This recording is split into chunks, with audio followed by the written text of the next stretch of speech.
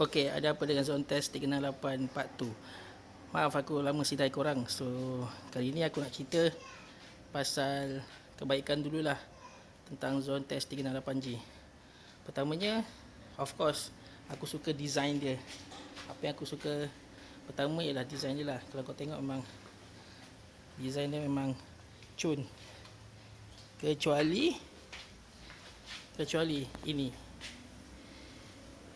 Aku sebenarnya tak suka sangat design exhaust ni yang gabak ni, tapi tak apalah. Ni kita boleh plan untuk tukar dia bila dah habis warranty nanti. Keduanya, aku suka aksesori yang ada. Kalau ikutkan memang banyak gila aksesori yang ada. Contohnya macam kamera depan, belakang pun ada. Lepas tu dia punya TFT screen dia besar gila. Dan dia boleh mirroring dengan phone kau kalau kita nak guna GPS.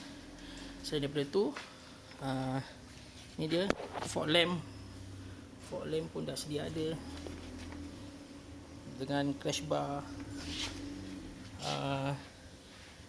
USB port gila banyak. Sini ada 2, dalam sini pun ada 2.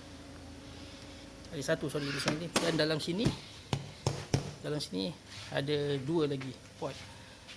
Dan dalam ni besar actually. Aku tak pegang kunci pula. Next time aku tunjukkan dalam dia berapa besar. Dan yang ketiga ialah tentang performance lah. Performance ni memang terbaik. Aku tak pernah guna motor superbike, dan ini adalah motor CC besar pertama aku.